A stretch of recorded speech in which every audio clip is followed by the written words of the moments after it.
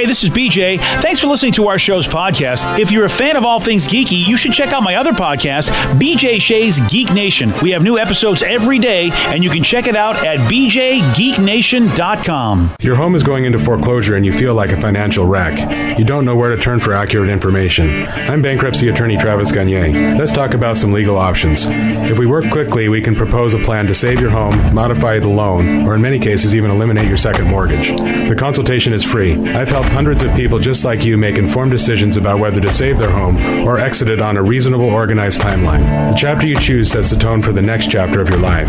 Please contact me today at choosetherightchapter.com.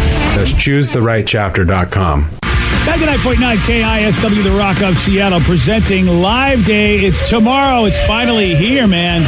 Tomorrow, Snoqualmie Casino. Oh, man, our show in the men's room will be completely live.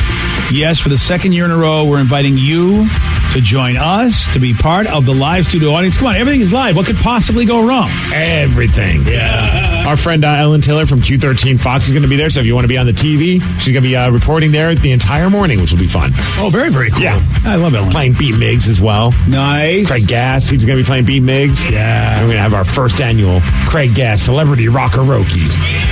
And you never know who will show up. You just never know who might drop by. Yeah. Sound effects, commercials, music, everything is live. Nothing is pre-recorded. This music you hear in the background right now, that will be done live. Your favorite KISW songs will be done live. The new originals I hear may be there. How about we're going to start things off first thing in the morning with KSW's cover band, the new originals, featuring Taryn Daly on the saxophone. What? Wow. Oh, Leave it at that. Love Fun that. fact, Terrence never played the saxophone, so this is going to go really... No, I'm kidding. Wow, that's going to be quite a show. That would be hilarious. Twinkle, twinkle, little star. That would be awesome. No, we're going to get a little yacht rocky. Yeah. With, Careless Whisper. Nice. Tickets are on sale right now. You want GA or would you like the Premium Experience Package? Premium Experience Package includes, later on, you get to hang out with us. We hang out with you after our broadcast, and that's a cool thing. Yep, we'll be doing a Q&A, we'll have a Rock Girls Inspired Fashion Show. Oh, very nice. B. Ted Smith and I will be doing the Megacast during that little thing as well. I'm telling you. Where I think we might play a fun new game called Thanksgiving Dish or Sex Posish. Wow. Probably not. Wow. Thanksgiving dish or sex position. Yes. I like it. Yeah, it'll be fun. It flows. You want tickets? Again, Snoqualmie Casino tomorrow. That's when we're doing Live Day. All the info at KISW.com. Let's play Beat Miggs. It's time to play the game. Yeah. So everybody scream his name. Beat Miggs. Don't be a loser.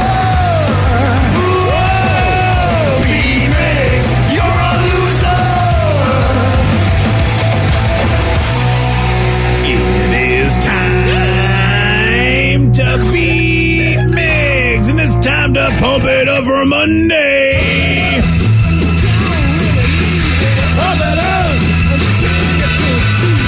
Get pumped up for Live Day. Get pumped up for Turkey Day. That's a fact. Get pumped for anything else that you have going on. Football. Wearing pajamas. Let's not forget, tomorrow at Live Day, it's BJ and his PJs. All of us are going to be in our pajamas. Yeah. And mine are very festive.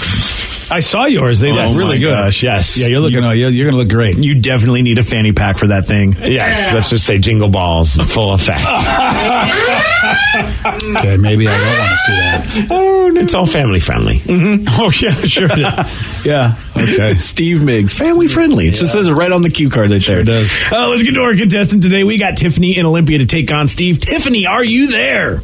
Yes, I am. Excellent. What's she playing for today, Steve? Very cool. Tickets to check out Miles Kennedy and Company. They're going to be over at the Moore Theater on December 16th. And if you want tickets and information, go to KSW.com. If you want to buy the tickets, you can get them at Ticketmaster.com. All right, Steve, get out of here. Get out.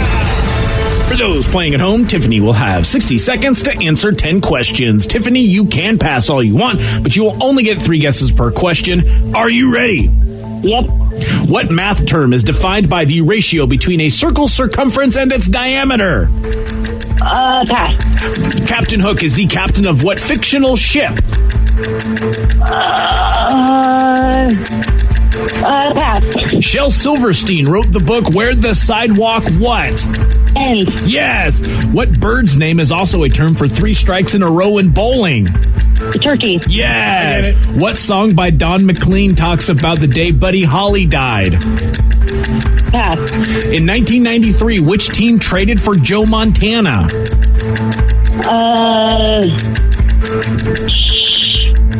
Pass.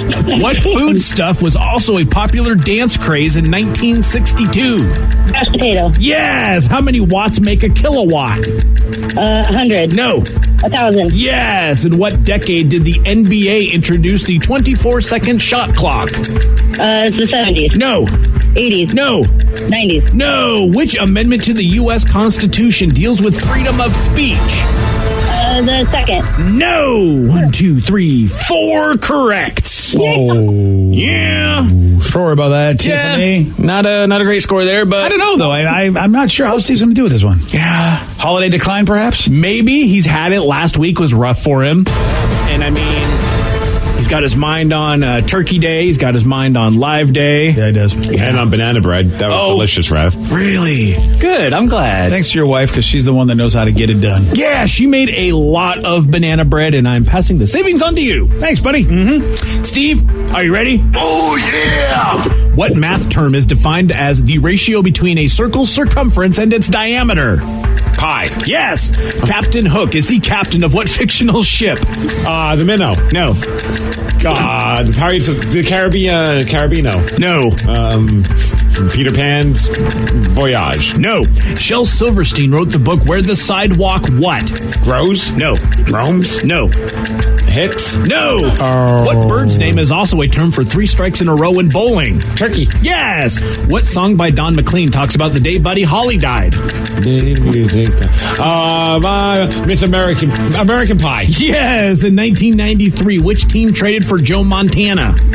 What year? 1993. The Kansas City Chiefs. Yes. What foodstuff was also a popular dance craze in 1962? Tequila. No. Conga line. No. Pass. How many watts make a kilowatt? 1,000. Yes. Marty. In what decade did the NBA introduce the 24-second shot clock? 80. No. 90. No. 70. Nope. 2000. No. 60s. No. 50s. Yes.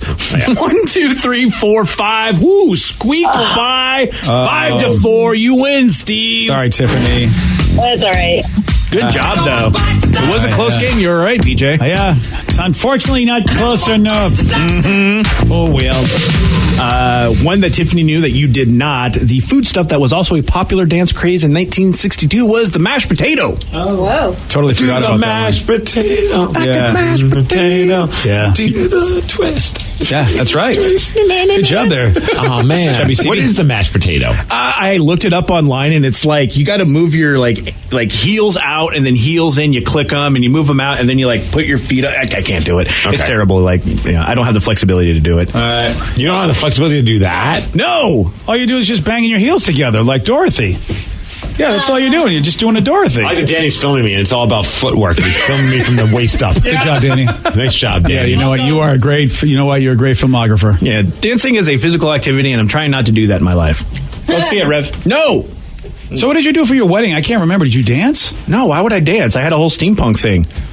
You can't dance. You didn't do on a like steampunk one thing? dance? You didn't do like a you didn't have a wedding song? No, we didn't have a wedding song. I we did had not know that. No, we just had the party. I And just then we made had the the petting zoo. We had the petting zoo. I just made an assumption that there. And had then to we be all one got song. back in the party bus. See, we took the party bus up to the ranch and drank a whole bunch, and then we took the party bus back to the Paris to go to the buffet for the reception. So there was no dancing at all for anybody. No, and then right after that, we ended up going on our photo shoot tour with our photographer, which was basically just us guerrilla style down up and down the strip, taking random pictures.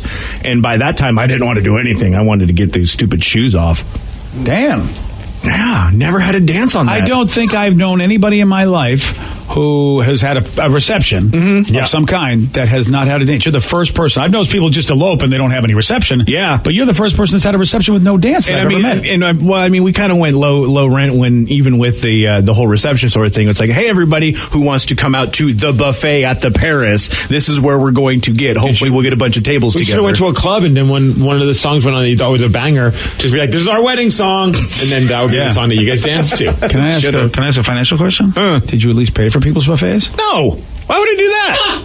We told them, hey, it's like we didn't pay for their airfare to come out to it. Everything he did was so on the cheap. Did you get presents? I probably. I got you a present. It was an awesome present. Yeah, it was a great present. It was the photo that we had done commissioned. This is the worst wedding guy ever. Like, it was like 2.5 years ago. You can't expect me to remember the details of my wedding. That you got presents or not? I think that's part of the we probably got the trade-off. some Like you take care of somebody's meal and all that, and the party, and in exchange they give you a gift. Yeah, that's kind of how it works. That's what I thought. Obviously, there's no set way to do it, but we that participate in non-traditional wedding ceremonies here. So but you got presents though. Yeah, a couple of them. Yeah. So you pay your way to our wedding. You are not we're not covering any of it. We covered the party bus to get out to the location. Okay, that's actually kind of pricey. And then also there was a bunch of booze on there too that I'm sure we bought most of. Probably. I mean, I know we bought I'm sure you guilted your There's a friends couple of bottles that we bought, but then people were free to buy their own as well. You're right, Steve. He's a genius.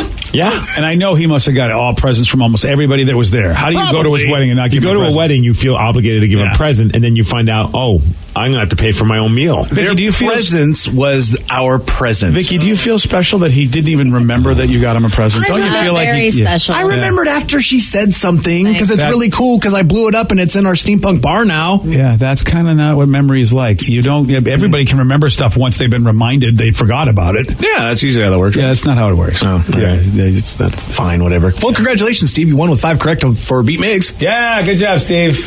Call number 5. Guess what? We have tickets to see comedian Sebastian Maniscalco, but here's the thing: like the Rev, we're going to charge you for them. How's that? Even though they're free.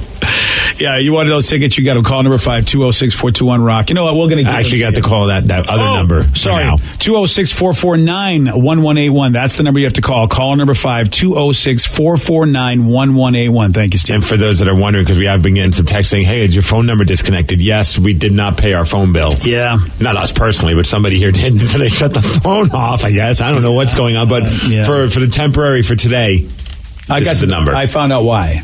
Yeah. Rev used our phone money for his wedding. That's why we didn't pay our phone bill. Yeah, that's what happened. So we don't have it because of Rev. Thanks, Rev. Yeah, thanks, Rev. Call number 5. I can. 206-449-1181. That's how you win the prize.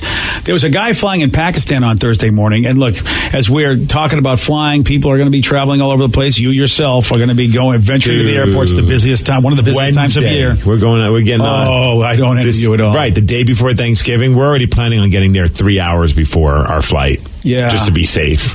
Yeah, I'm flying. It's weird flying for work business. I'm flying next week, and I'm hoping that's okay. Like, enough people have done and gone. It'll be just back to normal again.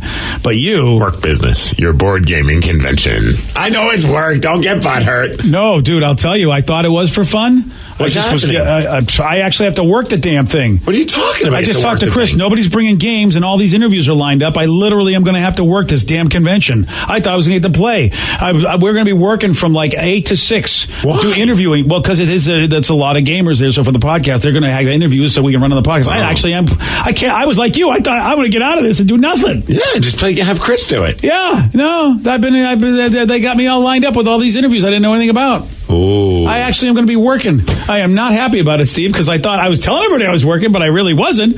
This time I actually am working, and I'm not happy about this. Well, this just backfired on you. It sure did. Well, have fun, man, in Philadelphia. No, I won't. It's the city of brotherly love. Yeah. City of I was supposed to not work, and everybody thought I did. And the only one that really suspected would be you, but I didn't care if you knew I wasn't working, but now I am. You did this, didn't you? You put them up to Yes, I actually contacted the board gamers.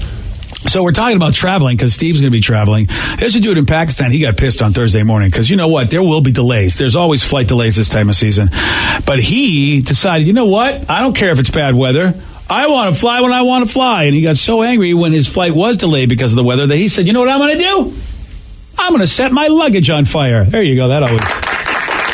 There's nothing to get planes more on time and actually have things run like clockwork in an airport is when you set something on fire. Why would you set your own luggage on fire? Well, I think he was being courteous. Yeah, he could have probably found somebody else's, but I thought that was... I don't know why that's the big issue. I'm like, you should have set someone else's luggage on fire. Dude, it's the same reason I think why somebody will throw their own phone and then go, oh, why did I throw my $800 I'm so iPhone? pissed. I want to make a statement. Yeah. Like, he's just so frustrated. Like, I'll show everybody. Yeah, but you're right. So he destroys his own stuff. And it turns out the airport security, they felt badly for him because I think they realized too, dude, once you realize you've set your own luggage on fire, once you cool down a little bit, you'll be like, why did I set my own luggage on fire? What am I doing? So they put out the fire, didn't charge him with anything, which is pretty amazing. Wow. He didn't get arrested for this. That's not how it would be here. No, you're right. You are absolutely right. While your stuff is burning, they would shackle the hell out of you. I'd pay good money to be nearby. Not close enough where anything of mine would catch on fire, but I would love to watch how this unfolds. Oh, you would have the popcorn. You'd be so happy. 1,000%, yes. Oh, yeah. Wait, babe, we're not going anywhere. Wow. We need to watch this guy set fire to his luggage. Damn, dude. Oh. And that's what you're flying into, Steve. So make sure you bring a lot of... Thanks. And also the weather apparently in the East Coast is crap. Yeah. And then we read the forecast for Disney World. It's supposed to rain the whole time we're there. No, it's not. This whole thing is already... everything's falling apart. And I have to work. And you have to work. It's a horrible thing for both of us. Serves us right for wanting to have fun in life. Yeah. Oh, man, that does suck. I actually feel badly for you, dude. It sucks when you go to a sunny location and it's rainy the time you go there. So, can you still ride rides in the rain? As long as it's not lightning. If it's lightning or thunder, they shut down the roller coasters. Oh, they better not. Yeah, they have ponchos. They'll probably sell you a nice Disney poncho. I'm going to get Clark Griswold on all their asses if that's the case. Oh, yeah. Yeah. Oh, that would be so amazing just to see him go Clark Griswold. I would love to see that. Yeah. It's been bad before. Like Space Mountain is the first one they shut down. No, that's my favorite ride. Yeah. It's inside, though. I know, but it's something to do with the electronics. I've been there before when they've shut it down because of the thunder and lightning, and it's like, why did you build a theme park in Florida where there's rain and hurricanes? Like, come on, that would be the one ride I think would still be salvageable. You would think so. Oh my gosh, this is not cool, BJ. So Danny just ruined it because you thought at least you'd get Space Mountain. Because I could honestly for 8 hours just stay on Space Mountain. Oh, sure, yeah. I'd have no problem. And this is the lightning time of year, I think, isn't it? Because they get the hurricanes and the really bad weather is now in Florida. So, you're not making it any better, BJ. It's looking like the Monday, November 26th, isolated thunderstorms, and then the Thursday, November 29th, scattered thunderstorms. So, I mean, over the course of the week, there's going to be some. Yeah. Well, fan-effing-tastic. Sorry. Yeah. How's Philadelphia looking, even though I'm going to be inside the whole time? It is time for Listeners on the Loose. You pick the topic. You guide the show. All right, new number today, because we didn't pay our phone bill. Hopefully we can get that number back that we used to have. 206-449-1181. 206-449-1181. Your calls and texts at 917. BJ and Migs, mornings on The Rock, 99.9 KISW. 99.9 KISW, The Rock of Seattle. It's Listeners on the Loose, brought to you by the Shane Company. 206-449-1181. It's our temporary number. I hope we can get our old one back. Yeah, hopefully. I mean, otherwise we're going to have to keep using Danny's cell phone number to take these calls. Sorry, Danny. 206-449-1181. You can also text us at 77999. Listeners on the Loose, brought to you by the Shane Company. Anything you want to talk about, man, that's how it works. You pick the topic, you guide the show. But remember, Steve has one rule. And that's to show some energy and bring it. Otherwise, we're going to have to gong you. And then say goodbye, BJ. Goodbye, old friend. Just like that. 206-449-1181. Text us at 77999. Let's go to Mike in Auburn. Mike, you are on The Rock. Good morning, everyone. Good morning, Mike. Welcome to the show. What you got for us, buddy? So I just wasn't sure if you guys had seen the video about the guy. He went to a GameStop to try to return a game that he bought that he just didn't like. Was kind of, upset about it at first, and then comes out of nowhere and just totally destroys the store, knocking over displays and racks of games. And the manager is just kind of sitting there like, okay, and then answer the phone like nothing happens. And it was like, thank you for calling. Hello. Yeah, I think I was seeing the video now. Vicky pulled it up. You know what, dude? I don't think I would do anything either because I think, a guy that crazy, you might as well just let him get it out of his system because at that point, the stuff's already knocked over. If you try to get in the way, you might get yourself hurt. So wait, he wanted to return it, but there's a policy that doesn't allow him to get a refund. Is that why? I believe he didn't have his receipt, so they were just like saying, hey, you can have store credit. And I guess he just wasn't having that. And damn. Now to me that sounds like a guy who's that ragey and needs the money, because if you're a guy that buys games and you really don't like the game, well, you'll probably buy another game from them. So, and everybody knows in the world of retail, you don't got a receipt unless it's Nordstrom, you're not getting your money back. I feel like most stores nowadays you're able to, but you're right. I mean, you still got to keep that in the back of your mind. Is that really true? Like most stores let you walk in without a receipt these days? I've had no problem. Yeah. Oh, I didn't know that. Like, do you have the credit card that you use to purchase it? Exactly. Oh, that makes sense. Yeah, that totally makes sense. You got to have something. Yeah, something. Dude, this video is fantastic because after he's done, he just walks out, and there's a guy that was walking in, and the guy's just looking at him like, "What is your problem, man?" Wow. How do you feel after that? Like when you're done, you walk out of the store. Do you feel? I feel better now. That was good. I'm glad I did that. See, I wonder if it was. Here's what I'm thinking. I'm always, I'm wondering if it was a drug thing. Because you know what? Sometimes. No, that seems more nerd rage thing. Because, I mean, I've tossed, like, my controller across the room plenty of times. So, I mean, just video game based. If he really didn't like the game and he's just trying to get his money back and now they're saying that they can't, like, I wouldn't do that. But, I mean, I would be really, really pissed off. It looks like he has receipts in his hand, though, or something. You wouldn't take the store credit either, Rev, knowing that you're probably going to go back and buy something else someday? They might have a policy of you play it once, you open up the package, you can't return it. Yeah, I don't know for whatever video game store it is or anything like that. But a lot of times I just chalk it up to a loss sort of thing, like you were saying. But yeah, I mean, I've been plenty mad at video games. And some of these games, like you download a lot of stuff. I mean, so I wonder if he was trying to double dip. Because he might still like the game and maybe has it on his system now that he can. I don't know. I don't know how it's just because some of these things you download to your system. Otherwise, others you have to have you the just disc install it straight in. Yeah. So I kind of view it almost like music. Like the minute you open up the packaging and play it, you can't return it. It seems ridiculous that you think you can return it. Yeah, even if you don't like the game, that's like me saying like I didn't like this last record I bought. I want my money back. You can't do that. Yeah, it's a tough one. That's why I think the store. It seems rather black and white to me. No, that's what I mean. That's why it's a tough one to expect to get your money back. That's why I think the store credit would be the. I don't think you get anything back if you open up the package. You play the game. Oh wow, look at you! Unless it's broken or if there's like a giant scratch in it. Damn, he probably would have who knows what he would have kicked over if you were the guy behind the counter. Kiss my ass, man! You bought the game, you played it. Wow. Game, that's it. Damn, this guy transaction over. You saw what happened when they would only give him a store credit. You're going to not give him anything. I don't know what does he do at that point? Well, I went and looked up their return policy, and it says if a new item doesn't meet your satisfaction, it can be returned in the original packaging, including all manuals, cables, and accessories, in sellable condition, and it reserves the right to return any product if it's open or defective. So I'm wondering if it was scratched up or something was wrong with it. Well, something was wrong with him. Well, yeah. That's a fact. Somebody has a very important question, though, for the Rev. Do you like Fallout 6? I'm hearing it's bad. Fallout 76. That's it. Fallout 6 was awesome. Yeah.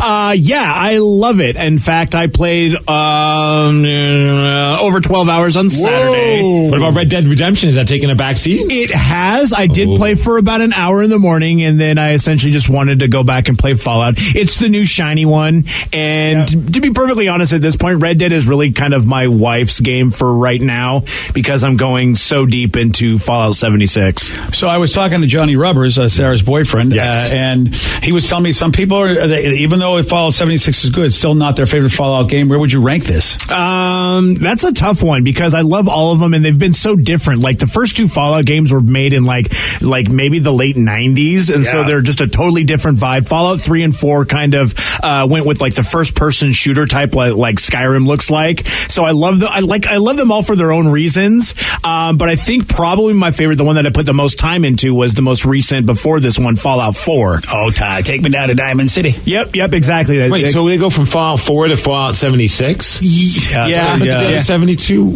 Yeah. All the other ones. But it just failed attempts and they're like, screw it. Yeah. Start over. It's a long, convoluted thing, but there's a bunch of different vaults and You asked, Steve. Yep. Vault. I retract my question. Why did you ask? Yeah. I retract my question. 76 was the very first vault. So this is like a prequel. Yeah. So there's a whole bunch of vaults across the country under different numbers. You asked, Steve. Yeah. It's safe to say that Fallout 4 was just the name of the game itself. Yes. Whereas Fallout 76 is actually referring to a particular thing in the game. Yes. 76 is a number of something in the game. Exactly. There you go, Steve. You made it a lot quicker and easier than I would have ever done. Hey, since we're on the video game tip, I saw one of my buddies on his Facebook. I thought it was pretty funny. Actually, Vicky knows him too, a great wrestler in town, Christian Andes. Oh, yeah. And he posted on his page, he says, Red Dead Redemption 2 players, what's the most epic, crazy thing that you've seen happen while playing? And some of the comments are pretty damn funny. One of the guys, Jimmy Flame, also another wrestler, good dude, I says he saw, he killed a guy and then his horse walked over and took a crap on the dead dude. No, that's... horses poop in the game. Well, these are rocks. This is Rockstar, right? Mm-hmm. Yeah, that makes sense. These are Grand Theft Auto guys, so you know some heinous stuff's going to happen. But it's realism. Horses poop in real life. Not just on dead people, like they go over and go, oh, there's a good place. Nah, well. I didn't see that on Gunsmoke. Another wrestler, good local wrestler as well, Max Burnside, said, I caught a legendary fish only to have it mauled by a gator right after I put it in my horse.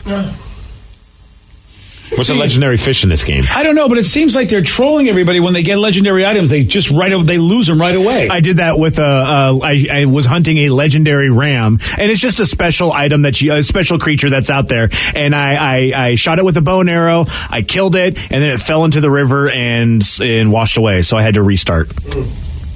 Wow, that seems like such a troll factor. Like you've been hunting for this elusive I'm thing. stoked about this. And something random takes right after you defeat it. Something random takes it away from you, and then you got horses. When you kill a guy, basically adding insult to injury. The horses. Oh, by the way, and don't forget that the nuts shrink when you get into colder weather. The horse's nuts. And now that doesn't even seem like the craziest thing that the horse does.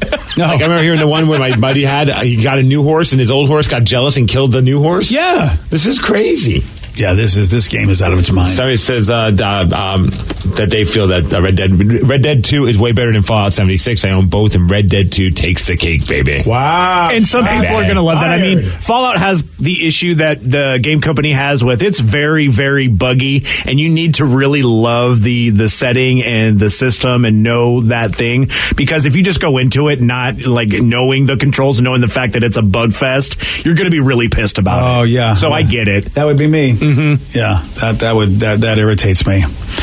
It's Listeners on the Loose. You pick the topic. You guide the show. 206-449-1181. We're using Danny's cell phone because apparently the company forgot to pay our bills.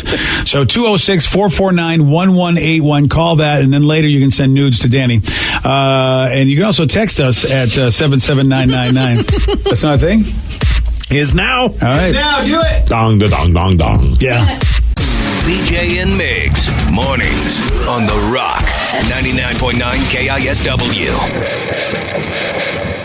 99.9 KISW, The Rock of Seattle. It's Listeners on the Loose. You pick the topic. You guide the show. And 206-449-1181. It's Danny's cell phone number until we figure out how to get our old phone back. He turned the text off in the picture, so he can't get any pictures of Don. So I think it's very rude of him. Jeez, Danny. Yeah. Sorry, I didn't want to distract you guys during the show. Yeah. Text us also at 77999. Oh, we got one text that says, Migs, I don't know if you watched the Survivor Series, but did you see what happened with Enzo Amore? It was hilarious. I didn't get to watch it because I was doing other stuff, but I did see on the internet it was going crazy. Backstory, Enzo Amore was a wrestler. He got kicked out of the WWE because of some alleged sexual misconduct stuff, right? That's not good. So he gets bounced, and he's just a whack job. Like, he's been putting out rap records. He just recently, this weekend, also got kicked off of a plane because he was vaping. Oh, yeah, they don't like you to do that on the plane. Right, so they kick him off the plane. Well, next thing you know, during the Survivor Series, there's a guy sitting in the second row on the camera side, so you see during the whole time, and people are like, that kind of looks like him. He was wearing a disguise. No, he wasn't. They're in the match. So then he gets drunk, and now he's standing on the chair, and he gets tackled by an older female security person and gets kicked out, and apparently gets banned from ever being able to go back to that whatever arena they were in. The guy's just, I mean, I don't even know what the hell he was thinking, but he's just there trying to get attention for himself, and then out of nowhere comes this woman, and she just grabs him and throws him down. That's awesome. And while people were watching on the Survivor Series, right, this was like fan shot footage, but you just see this blur of this guy that looks like Enzo getting tossed, and it turns out it actually is him. Wow. And that's not part of the thing. No, they're done with him. I mean, they, obviously, for understandable reasons, they don't want to be associated with whatever the allegations were. And right, but then he's surely not helping his cause by he's looking like as big of an idiot as people are alleging him to be. I mean, I don't know if he was just trying to maybe get hype for his rap career or whatever it is that he's trying to do. But yeah, somehow made his way into the arena, and hey, he's getting talked about. Yeah, jeez, that is nuts. Yeah, guy's not the brightest bulb, but no, not the brightest bulb at all. Damn. Somebody wanted to also know, BJ, what do you think about the Browns? You think they're going to hire a female head coach? Well, this is a very interesting story because it's not just about her being female. It's also about the fact that she's a very high-profile female, and she's also never played a lick of football, which is also another thing. And if you don't know, of course, the Browns fired their head coach, Hugh Jackson. Happened a few weeks ago, and so he wasn't. I don't know why he wasn't fired last year, but he wasn't. So the people are like, all right, what are the Browns going to do? And yesterday, ESPN reported that they have a candidate on their radar, former Secretary of State Condoleezza Rice, who is a big football fan. Okay. Yeah, so is Mike Hawk from the men's room. Yeah. Doesn't mean that he gets the job. So the report's very bizarre. Adam Schefter said that Condoleezza is a longtime Browns fan as well. She attends a lot of home games. She apparently BFFs with some of the higher-ups in the organization. He even admitted it would be a long the story shot. Actually wrote that they were BFFs? That's what it says in the story. Yeah. Oh, wow, we've changed. We have. Now, I think this is clickbait. It's a long shot, and the Browns are going, look, Condoleezza is awesome, but we haven't considered her to be the football coach. And basically, she said, I love my Browns. I know they'll hire an experienced coach. I'm not ready, but I would like to call a player or two next season if the Browns need ideas. At no time will I call for a prevent defense. Oh, gosh. But I saw another quote from her saying, she's like, you know what? There's no reason that you shouldn't hire somebody because they haven't played football. You can make great decisions and make great plays. It was, I'm paraphrasing what she said. So it's like she wanted to be considered. And a lot of people think that's crazy. But then I was thinking, doesn't the Seattle manager, I think Scott Service has never played baseball either on the major league level. You're right. Yeah. And there is a reason for that in baseball. And it's become kind of like the big sort of joke. And that is that some managers in baseball don't call the shots. Everything is called from the front office, and they're basically puppets.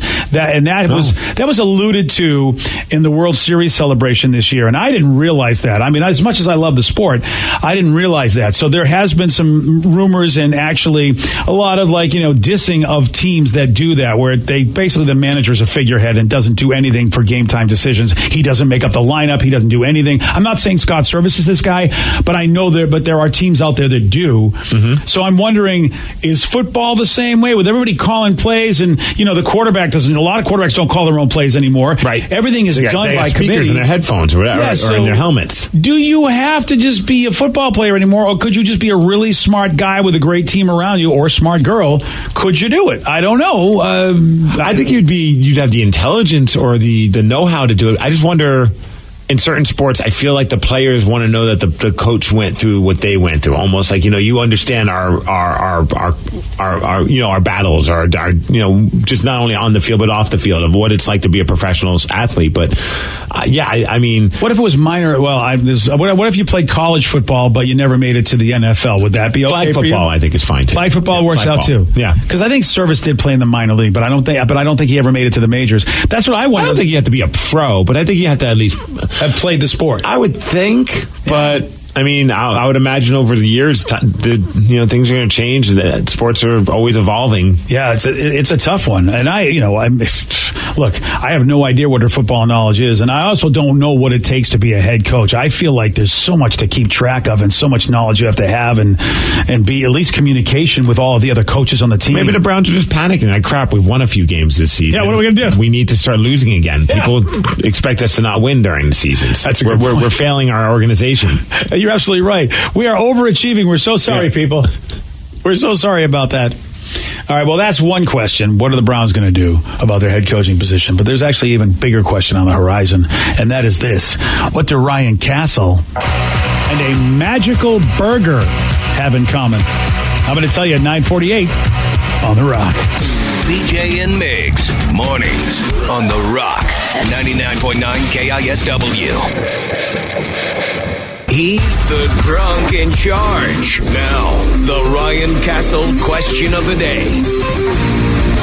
What do Ryan Castle and a magical burger have in common? That sounds like something you might want to put in your mouth, BJ. I'm up for it. What? Whoa. It's magical. No. It's got a little grease to it. No.